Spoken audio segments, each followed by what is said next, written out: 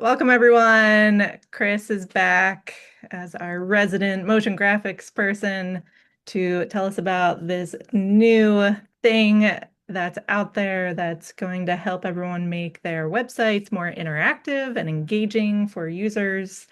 So Chris is here to tell us all about being in the beta testing stage of a program that likes to switch things up at the last minute. And this is the demo you're going to get today. I'm going to take it away. Yes, Hi, please. everyone. Hi, everyone. My name is Chris Bennett. I graduated 2022. I'm a motion graphics designer based in Madison, Wisconsin. Usually work in marketing and promos, and I'm toying around now with web-based animations. So that's what my presentation is on today. Let's see. So usually I work with Illustrator and After Effects. I've done a few short films. That was my master's project back at Syracuse. So this has been talked about a lot online and in School of Motion. It's called Rive, and it has a similar workflow as my Illustrator to After Effects, workflow. So that's why I picked it up, and I'm going to show it to you guys today. So let me share my screen.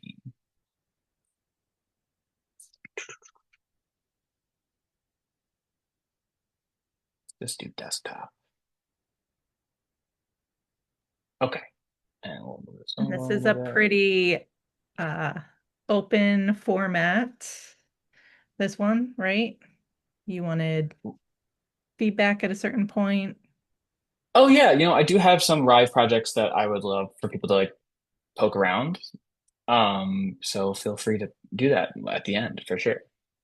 So Rive animations for web. So Rive is a software again used for animation on websites, apps, and games. Usually you'd think user interface animations, right? It's for scrolling around a website, interacting with button hovers and clicks and drags. However, you can also do hero animations with characters and whatnot. And it's a great software from someone like me who's like an animator motion graphics designer and knows almost zero web development, JavaScript, HTML coding. I think I took like one class in undergrad about JavaScript, and it's actually surprising what I remember from what I'm using in Rive. So it's a good bridge. It's a bridge between web design and animation and web development. That's kind of like its whole deal. So what we're going to do today is what is Rive and why is Rive or why use Rive? And then how do you use it? We'll do a little tutorial and see how it's kind of similar to the Illustrator After Effects workflow I was talking about. Look at some examples, take questions at the end, of course. Unless something is very urgent, feel free to yell. Rive. So right now it's in beta. It's still up and coming. It's been around for maybe a little over a year, almost 2 years, I guess.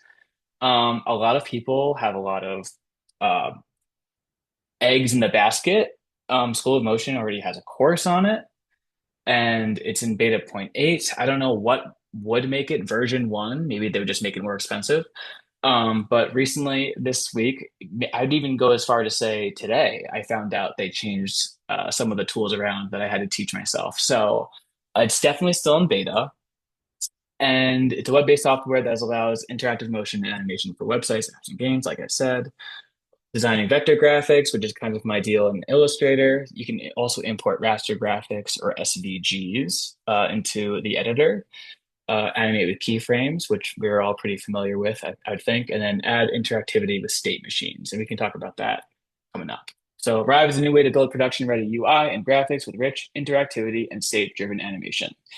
And the big seller here is interactivity, right? So there are ways to implement animations on your website, probably natively through, Squarespace has like built-in animations you could use for portfolio stuff, Wix, I'm sure, Framer.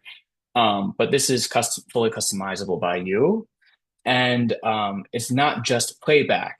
I used to use Lottie, which was another web-based animation software you could use for website animations. That's purely just playback, and this is more interactive, where it reacts to click and hover and enhances the user experience, right? So what is interactive UI? Gesture controlled navigation, parallax reactive scrolling. You might think of like the Apple website, how things scroll into focus and out of focus. Live data visualization, micro interactions and animation. That's a huge one.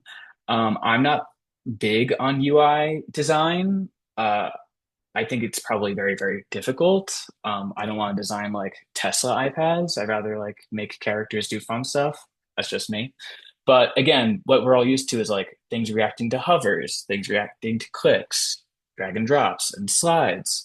Everyone's everyone's familiar with Tinder, right? And the sliding and how innovative and fun that was, right? Is iconic. That's why you go, you see someone on TV, you don't like them, people would say, "Oh, swipe left. Oh, get that guy out." Yeah, you know what I mean? Like it was iconic, so it's pretty important user interface animations, and then hero animations. So Duolingo, very popular hero animation, character animation. This is the kind of stuff I love. Reacting to whether or not you got a question right or wrong. He either like gets a black eye or like I don't know, shoots confetti in the air, whether you get it right. And Notion is an AI tool we're going to look at in just a second, but they won an award for the animation. It's a very simple kind of character with like very few lines, but makes a face. And it was a visual component to their AI that, would make different faces depending on what you asked. It was very visually pleasing. And then, of course, animated illustrations reacting to a cursor. So when you think of a hero image on a website, that's the first visual cue. That's their big hook to, stay on the website and spend some time, look around. And that's where I think a interactive animation would work best to really hook you in there. So those are some examples of interactive UI, right? Where is Rive used? Used in apps and websites. And these are some big brands that are using it. We have Spotify, Figma, Discord, Duolingo, I mentioned, and Brilliant, along with some other. So Brilliant is a kind of homeschool software. So educational software is really big into interactive animations. When you think of like Flash animations back in the day and like educational like CD-ROM games that I'm sure everyone here is familiar with. Um, interactive digital learning is very popular. So Brilliant is just one of those companies that uses Rive.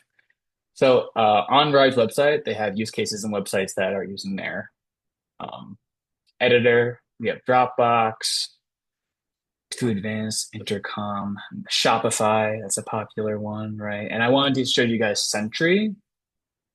Um, so I don't know what Sentry is, sorry, but I do love their website and this they had this cool character, right here, and he reacts to my mouse going up and down the the website, and that is very fun to me. I love interactive art, and then compared to this down here, which is not reacting to me but still fun to witness and experience, it fulfills my experience being on the website. It might make an employer go, "Oh, look at this. Oh, this is kind of nice. I'll remember you." Okay. So I highly recommend actually going down this link. Maybe we can like share the Google slides in the Slack or something, Jana. But there's a lot of exact. Oh, this is what I was talking about before. Notion, new animated AI assistant. So yes, if everyone remembers Clippy from Microsoft Word, the little paperclip interacting, that would be a good example. But this was an award-winning interactive animation that they used. Uh, pretty fun. I love character animation. This is a great way to interact with it online. Okay, can I make this full screen again? There we go. Well, I use it, I was kind of talking about that before. Works on web and mobile, desktops, tablets, phones. Enhances user experience, like I was saying before. Lightweight, that's a big deal. When you think about embedding a video directly onto your website, that's going to take up a lot of space. That's a lot of server heavy duty weight they would have to lift. So this is kind of using instead of like embedding a YouTube link where YouTube servers are everywhere, a lot less pressure on the website itself to carry a video. This is a very similar workflow in that you're hosting an animation or a CDN like somewhere else, and they can play this really smooth 60 frame per second web animation on your website without slowing it down. Very cool. And real-time interactivity, of course, that's the big seller here.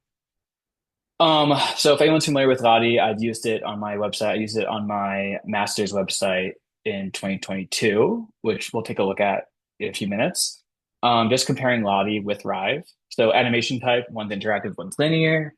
One's a .json, one's a .rive, or what does that mean? I don't really know, but that's just what it is. Tools, Lottie uses After Effects, Rive uses the Rive editor. Use cases, Lottie has playback, Rive has real-time user interface.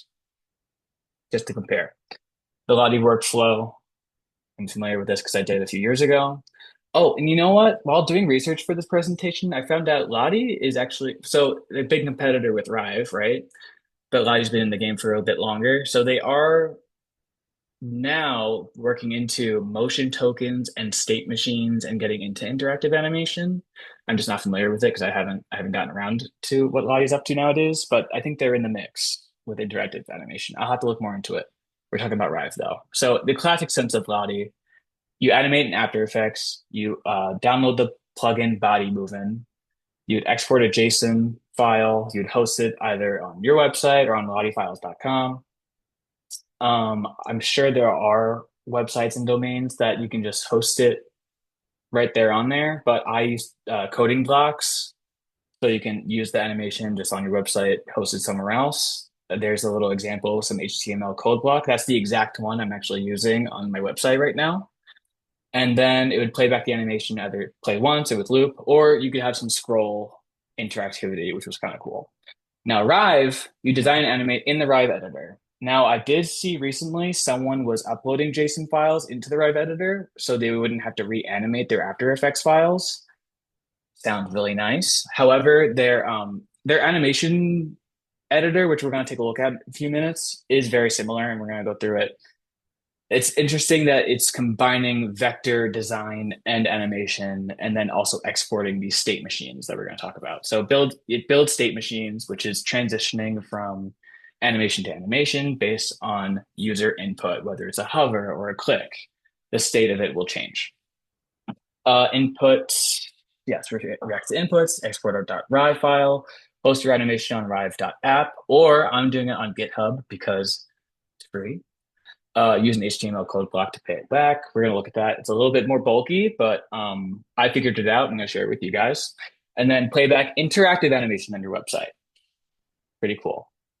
Okay, before we look at it, we're going to go through some terminology. A state machine, a transition between animations or states. Condition, that's a rule that you make. When conditions are met, the state's going to change. A Boolean, an input that is either true or false. It's a binary, right? So either you're hovering on the button or you're not hovering on the button. That's a Boolean. So sometimes you have to tell the computer that this is the condition. When I'm hovering over it, I want this Boolean to take place. When I'm not hovering over it, I want this Boolean to take place. There you go. State machines are either idle, right? No input at all, just hanging out, maybe doing an idle animation or staying still. Hover, just as a cursor move, right? Moving around. And then a click, cursor input.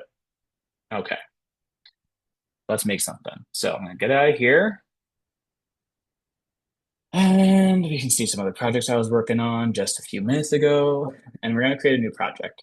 Oh, just kidding. We're not going to make a new project. We are going to make a new file. Excuse me. I think Rive, you can have, you can have a monthly subscription. You used to be able to have like 5 exports for free. That's no longer the case. I think you have to pay $8 a month now to export .rive files. However, the more you pay, the more people you can have working on a project, the more seats you can have to fill in, if you're all working on an app or a game or something, the more you pay, the more people you can work on the same thing. So we can go through the tiers later if that's at all interesting. Artboard, how big do we want to make it? I'm just gonna make it 250 by 250. They have a lot of presets though. Tablets, desktops, that's pretty standard for design. I'm gonna call my artboard 1. And we have 250 by 250 positions, origin. So I like my origin or anchor point to be in the center. I don't know about you guys. So I'm gonna make this 50 and 50%. Just that's how I like it. Not that it really matters, but for shapes and stuff, it's gonna matter.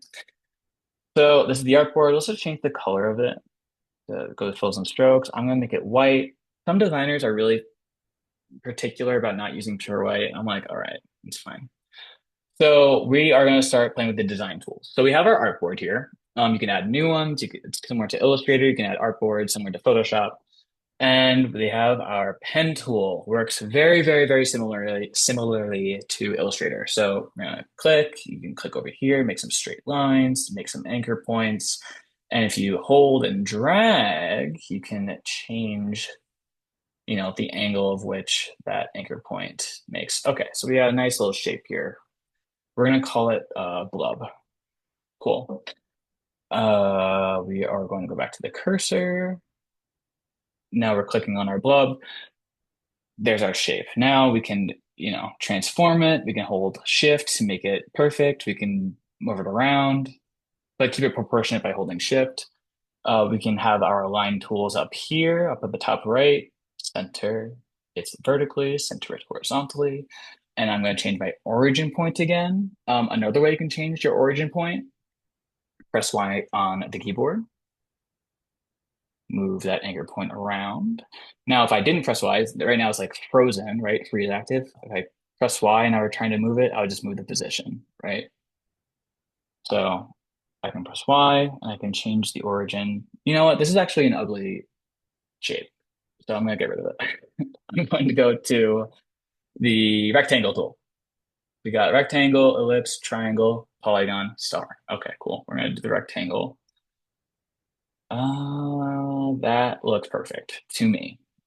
So we're going to start to make a button. You've probably seen a button on a website before. Almost every website has one. It's what we're familiar with.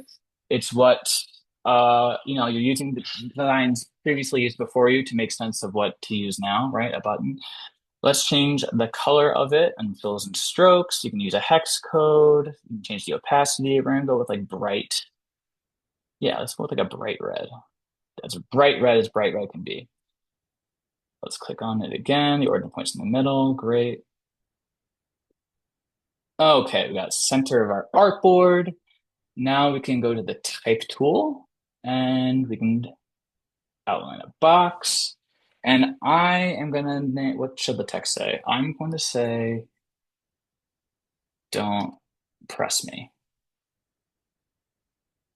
Make that a little better. And let's center that. Oh, that looks terrible.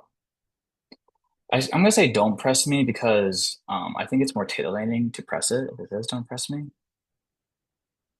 I'm gonna select, come on. I'm gonna select all of this and we can go down to text styles. We can change the font size. We'll make it a little smaller. Let's align it. Let's center alignment with the paragraph style somewhere down here. Here we go. Align origin release line. Here we go. Size. Let's do a solid 14. Oh, that's okay. That was the width. Here we go. Oh, 15. That's okay. And let's change the font to, I was playing with Jersey 20 before. I think that's fun. We'll celebrate Shayna's home state. Don't press me. Yeah. Okay, that's the look of our button. Actually, I'm gonna add some depth here. I'm gonna go to the rectangle on the left. I'm gonna Command D, move it down. And I'm just gonna hit down arrow key a few times. Oh, you know what? Before I do that, rectangle. So we have size, we have scale, we have position, we have corner over here. And I'm gonna move this up and make it a nice round button. I like that a lot better. Great. Now I'm going to duplicate that rectangle, move it down to the bottom, hit down the arrow key a few times, and I'll change the color to a darker red. And now it's a little skeuomorphic, Now it's like, oh, that is a 3D button that I shouldn't press because it says don't press me, but I just designed a button using vector graphics in the Rive editor. That's kind of as far as we're going today. There are a few more things to do. Like there's bones over here. There's events, scripting. They just added native scripting into Rive. They just added like the feather tool like a few months ago to like help blur things out. Things are being added really recently. Again, this is still a beta, it's in point 8, so uh things are tend to change. Oh, clipping, yes. They just added that recently too with masks and clipping and whatnot. So this is our button. That was designing some user interface, and now we are going to go into the design element. I'm sorry, the animate element. So it's very important to stay in the design when you're designing, and then stay in the animate when you're animating. I don't know if anyone's ever like deleted anchor points when rotoscoping before or something, and like you play it back and things are all messed up. That's happened to me while playing in Rive. I was like designing in the animate tool, and now that design only appears for a few keyframes. So it's important to notice. So we have down here a node-based software, which I am not so familiar with, but I'm learning. So I like layers. Nodes are, I know, more legit. We have nodes. We have entry leading to timeline one. So you can make a certain number of timelines that will play based on input, correct? So the timeline we're gonna want is I'm gonna do button hover. And I'm going to keep that in camel case, lowercase button, uppercase hover, right? And let's put some keyframes. So I am going to highlight my 3 layers, hold shift. I'm going to click all of these 3, right click. I'm going to wrap in a group. And I'm going to name that group button. Okay. So button hover. I'm going to click button. I see my properties over here. I'm positioning my scale. I see my X and Y scale is linked. I'm going to hit the keyframe buttons right there.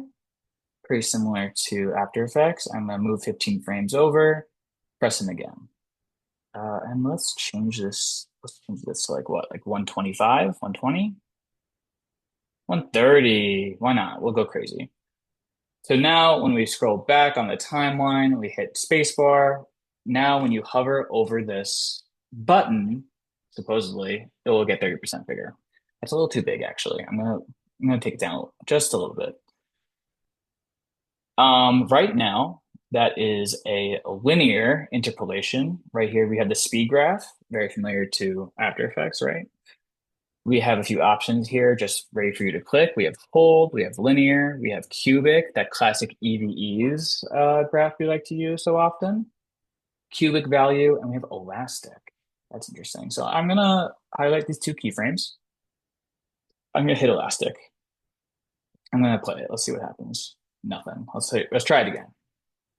Okay, it's so fast it doesn't even like know what's going on. So I'm gonna change it back to like a nice cubic speed graph.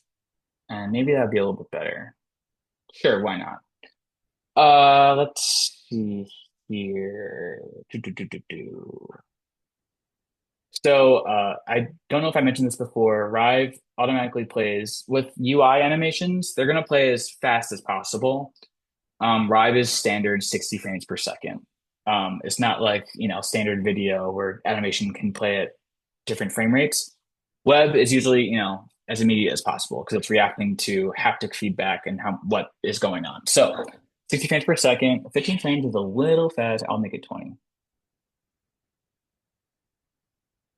Okay. I hope this is making sense to you guys so far. We got a timeline of a button hover. We're gonna go to our state machine. Our state machine is always gonna start at the entry, and as soon as like your animation loads on the website, it's gonna start at entry and go to the first timeline. The first timeline, we don't want to do anything. We're gonna keep it idle. So I'm just gonna duplicate this timeline right here. Come on. Oh, maybe I'll just add a new timeline.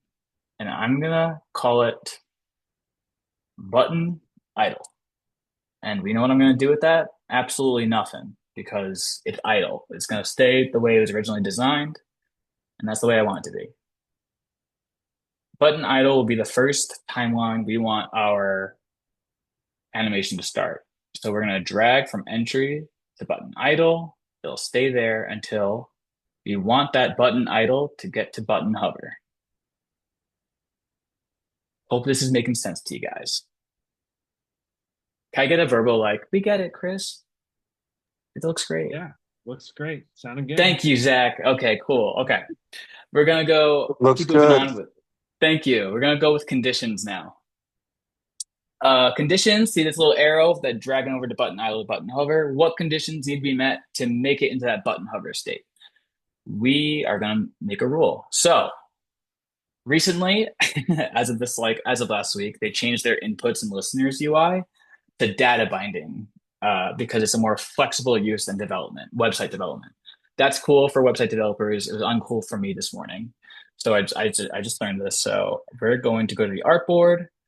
We're going to scroll up on the right and view model one, data bind, model, view model one. Do I know exactly what that means? I think what it means is like this model is what we're going to deal with different conditions. Cool. Go to data. We have our view model one right here. And when you click the plus, this little hamburger sign, we have a few conditions here. We have Booleans, we have strings, we have numbers, we have triggers, enums, colors. We want a Boolean. We're either hovering on it or not hovering on it. And we're going to call that property button hover. Okay. When we go back to our timeline, to our state machine, we hit on our condition, our little arrow. We're going to hit plus sign, and we're at that view model one. If button hover, we're all of if then statements, right? If cursor is on the button, the button hover will happen, right? If the cursor is not on the button, it'll be button idle because the button, it's going to stay the same. So if button hover is equal to value false, that's not true. We want the button hover. If button hover value is true, the button idle will go to button hover. Now with coding and with interactive UI graphics, you have to think about an entry and an exit. You want to be able to reverse the animation when I don't want the button to still look like I'm hovering over it when I'm not hovering over it. So I'm going to drag from button hover to button idle. I'm going to click this back arrow and add a condition there as well. So if button hover is false. Okay, so now we have if button hover is true, if button hover is false, we'll do this, we'll do that. Okay, so Rive knows the rules. I've set the conditions. I made a little animation. When I hit play on the state machine, the animation on the screen becomes interactive. However, it is not interacting. Okay, so I'm going to hit pause. It knows the rules, but it wasn't listening. So I'm going to add a listener.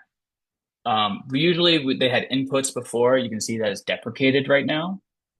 But we are going to add a listener and a view model change. The model is changing. It has to listen for an input. So we're going to add a listener to listen for an input. And we're going to set button hover to true on this, right? I'm sorry. Let's go over here. We're going to add this listener to the button. Target. Set to target. I'm going to hit the button. Awesome. We added that listener to the button. The button is listening. What is it listening for? It's listening for a pointer enter. We could change that, of course, to a pointer exit, pointer down, pointer up, pointer move, pointer drag, or pointer click. We're going to keep it on pointer enter. So now the button is listening for the pointer to enter over the button, make the button hover Boolean true, and then play the button hover animation timeline we just made. At the same time, we're going to want it to go back. So we're going to add another listener to the way back. We're going to add a view model change to the button, set button hover value to false. And we're going to change that to pointer exit. This is the moment of truth, guys. If this doesn't work out, I don't know what to tell you. So we're going to hit play on the state machine. Now, if I move my cursor over the button, it gets bigger, baby. All right, but does it work when I get it off? Oh, darn, it didn't. Okay, let's try it again. Hmm. Okay. Let's go to the data. So the button hover, right? Good. And then we take it off. Fine, but it's not oh, you know what the problem is? It's not animating. We didn't make an animation, a timeline for it to animate back to its original size. But we know what we can do. We can hit the condition going back to the button idle, and we can scroll down a little bit on the right-hand side. Duration. Okay. Button hover to button idle. We can decide how many milliseconds that transition will interpolate. Or so we're gonna make that like, 300, 290, 297? Exactly. I want that interpolation to have that easy ease kind of savvy little animation. So, oh, I didn't forgot to plug the state machine, but I'll do it now. Okay. And let's see if that works a little bit better.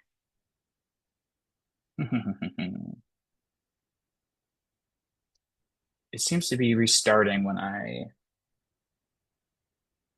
go over it, but it doesn't seem to animate out.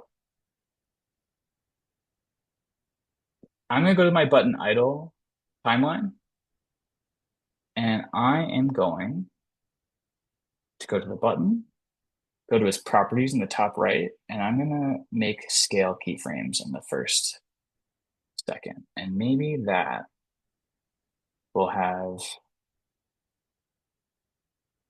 the magic touch that we need. Ah ha ha ha ha ha. See, debugging in real time, guys. Isn't that fun?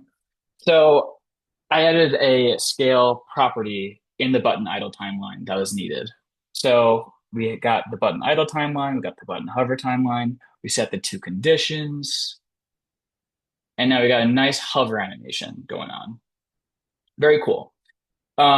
This is one layer of our state machine. So a state machine can see as like, transitioning from different animations or different states. So this is going to be button hover. We can even add another one called button click. Things are about to get crazy. But you're gonna have to, you know what? I'm actually not gonna do that one because I wasn't able to get it to work backwards last time I was doing this today. So this is just an example, a very primitive example of how to use Rive in a very primitive fashion. The different listeners, the different data binding options you can use when you are operating with different states. If you want to see how to have a button respond to a click, you're gonna have to buy my Skillshare course, coming out in a few years from now, I'm sure. Let's look at some more examples of some different websites that use Rive and like how maybe you guys could use it in your websites. Oh wait, we should look at my other projects instead, and then we can do that last thing. This was a day and night scene I followed a tutorial on maybe a few months ago. Nice day and night cycle, nice little cute graphic. I'm gonna hit the play. You can see how many animations and how many different states I was working with in the scene, different layers of the state machine. When you hover over the thing, it gets a little bigger. You click it. You got a nice animation there. So that was one project I did. Another one I did was let's view all, a Pokeball. So I'm a big Pokemon fan, and I wanted to make an interactive Pokeball. Let's see if I can get this timeline started. I hit spacebar.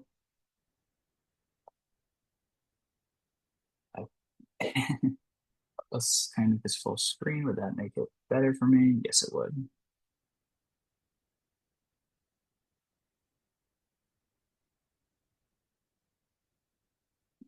I don't see the window for my state machine going on.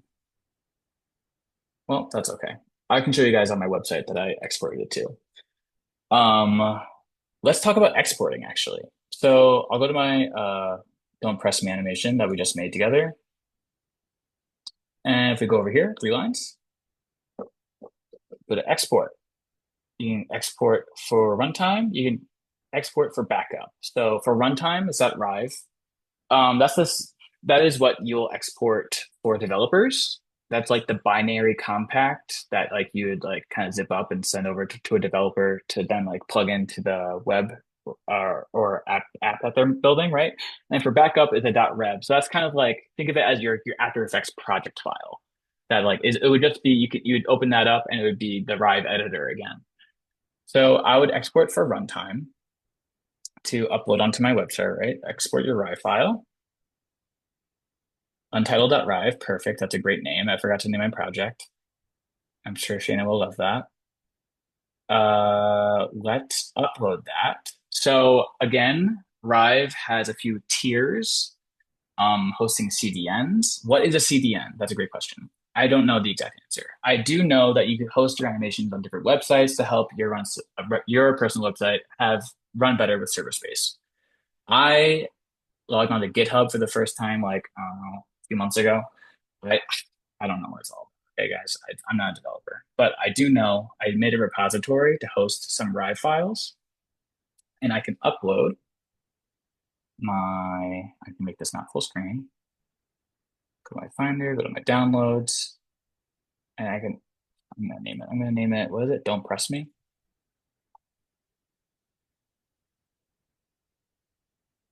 Don't Press Me.riv. Okay. And I can just drop that into my repository. Oh, I'm sorry. I should actually add a file, create a new file. Enter file here. Great. I'm pretty sure I can just drag and drop it. That's what I've done before.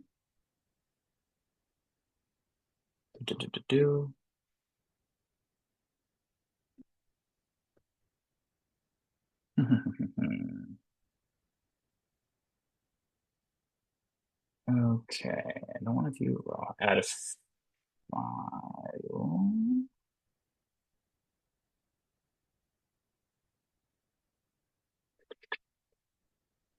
I don't see an upload file. There we go. You know what? We're just gonna look at the we're just gonna look at the animations I uploaded to my website already. So I'm gonna go to chrisbennett.com, Chris Bennett Design. We can go to Rive. And these are the ones I just showed you, uploaded onto my website, fully functioning, so beautiful, so nice. My interactive Pokeball, click the different corners. See, there's a glitch there. That's lovely. Let me refresh it and see if that works a little better. There we go. That's nice.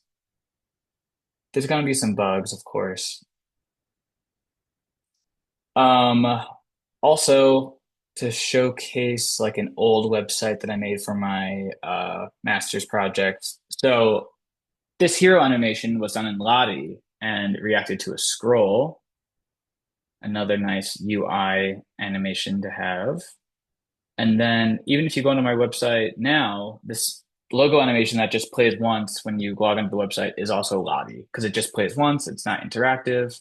I would like to change that in the near future. Maybe I'll use Rive to do that. I think that'd be very cool. Let's go look at some other examples, shall we?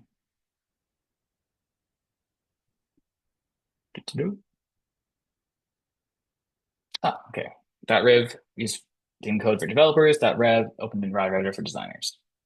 Websites. Okay, so I use code blocks on my Squarespace website. When you play a certain tier on, I'm sure, I know Squarespace is one. Yeah, Wix Studio, Framer, and Webflow. Those all have native plugins for Rive currently. So a lot of motion designers are using those domains to host their web animations. I think it's like a drag and drop kind of deal, not the whole GitHub thing that I failed to do for you right now. But I use custom coding blocks on my Squarespace website to play my animations. Here is the code I used to play those Rive animations on my website. I have a script at the top giving you a source, source kind of scripts, just so it plays all of the Rive animations without having to run script over again that can cause an error. So they recommend to have that at the top of your page. And then in the code editor, your host URL, the example uses my GitHub. That's what that GH stands for. So you basically kind of copy paste that URL into your source code. Each Rive animation code block should have a unique canvas name. So this one's just called canvas. Another one was called Canvas 1. I'm sure the next one will be called Canvas 2. And be sure to know the name of your state machines in your Rive project because they can't all be named state machine in each one because then that'll cause an error on the website as well. Good to know. YouTube is your friend. There's a School of Motion interview with the Rive founders. They've been working really hard on this for 2 years. Jake Bartlett has some tutorials. I will say this now. His one from like 6 months ago is obsolete now, considering the input and the listeners are a little bit different as of like a week ago. And Rive 101, Rive publishes their own YouTube videos to teach people how to use it. And again, they have like a repository of a bunch of different websites that use Rive animations. Here's some fun websites right now. This is a designer and developer who like uses Luau for a lot of animations. A very fun interactive website you can tour around. I'm sure he has some tutorial stuff as well. Refocus.com. They have a really fun hero interactive animation at the top of their website using Rive. As I move my cursor, this kind of 3D logo, changes position and changes its whole deal. And then as you scroll, things are kind of revealed to you in a very fun way. And last one, Make Rain. Okay, cool loading animation. Whoa, look at that. So does every website need to be like this kind of next level UI designer portfolio website? No, it doesn't. But there is a way to capture an audience with a fun animation, especially in its first few seconds of being on a website. Honestly, I think employers are looking for your portfolio and how to get to it as fast as possible. If while moving their cursor, some things react when going to click on your reel or to click onto your project or something, and something reacts in a fun way, in a nice, clean, not overdrawn, not overcomplicating, not messy way, that can be a way to, get some nice attention. Thank you. All right. Have any questions or concerns even? I have a question. Thank you, everybody. Great. Thank you. Yeah, it was great fun. Cool, cool, cool. Yeah, thank you so much. If anyone has questions, I'd be happy to give it my best shot. Avery, what's going on? Are there any concerns about the accessibility of websites? Like, is there a way to set it up so a user could turn it all off if they needed to? That's an excellent question. I wasn't really thinking about that. That is a great. I know Adobe has tools regarding color blindness when designing for screens. Regarding UI animations, I really don't have an answer for you. I guess it would depend on the company, depend on the designers, but I don't know. Maybe not to make things too flashy, but that's a great point, actually. I have not thought about that. I'd be happy to look more into that though. Yeah, Chris and I did make the Center for Disability videos, so we do know video accessibility stuff, but Yeah, for website, I think that's so I mean, interesting. motion is on there. So remember, it was like the motion can't be super fast. Yeah, or overcomplicate, or like I Yeah. mean that's true for general design as well. The more legible it is, the more successful it is as a design. So yeah, too much flair is obviously distracting and works against that. But that's a great question, Avery. Thank you. Yeah. Jacob, what's up? So with Rive, so is the main advantage is kind of that the animation is being generated in real time, and so you don't have to store like rasterized videos, right? Yeah, that is right. Okay, that's And have it be interactive and not just playback. okay. So it's like you were saying, it's like vector. It's storing like a really minimal amount of information. So yeah. Yeah. Okay, cool. Uh, and it's not just vector. I just showed the vector stuff, but I mean, it's not a Photoshop software at all. But you can import your raster graphics in there and animate them. I've seen a few examples of people doing their artwork using Rive and like have it be interactive, like, brush by a bunch of like hanging towels and have them kind of sway and stuff. Um, it's really as creative as you want to be with it. Do you see any I would imagine that being able to just upload a video means that you can like use After Effects and make it, and you might be more familiar with After Effects. Do you think that the Rive interface has as much like features and abilities as something like After? No. No, I mean, it's still very primitive. But it is, again, I think its big um selling point is that it's interactive, where After Effects is a simple playback, right? And then in that it's you can host it on web. You could I mean, After Effects animations are what they are already when you render it as a video.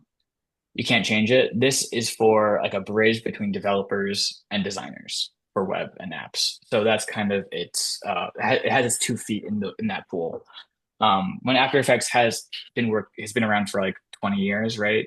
Strictly working in visual effects and video and motion graphics. So that's a pool next door, not very far, but and it's been doing that well, I wouldn't say well, but it's been doing it for a long time. And this is more for a developer to get into designing or designing to get into developing. Cool. Okay, cool. Thanks, Jacob. Evelyn, what's up? Hello. I was just curious, have you ever had a issue where the the little animations wouldn't load properly and it caused the whole website to go down? Like, is No, that I possible? haven't, thankfully. Is it possible? I'm sure it is. Anything's possible. No, I don't think I think that's unlikely to happen. I think because why don't I go into Squarespace and like show you what it looks like when I'm like inputting a Rive file in there. Let's see, just share my screen. So if I go to Squarespace, that's where I host it. Again, things like Framer and Wix kind of have their own plugins for here, I'll log into a new window actually. Kind of have their own plugins, so it could be like a drag and drop thing, but because I use Squarespace because I got it like 5 years ago, I don't feel like changing it. All my stuff is on there. I wanted to learn how to have, I guess, more control and also host animations on any website, right? So here's the Rive page, right? I'll hit edit in Squarespace. Here's the little text block, right? So Squarespace not recently, but maybe in the past uh, few years, now it's like adding blocks, right? So if I wanted to add an image, I can just kind of move it around a grid instead of having to code. So that's kind of nice. So I have this little text block up here. I have a code block up here. If I hit edit, it shows the code. So then I have these two code boxes beside each other, and then I can type the code out here. I will say ChatGPT, Claude, good at helping finding bugs in code.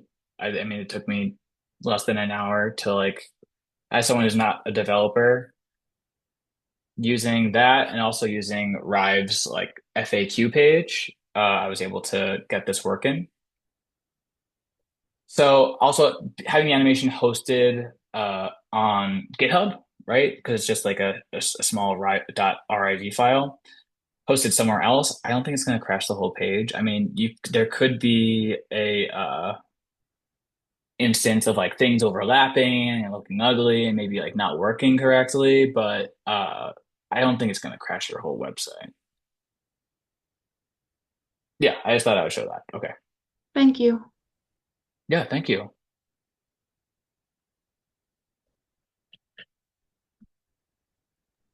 Anyone else have Cool. any general website questions that you want feedback on?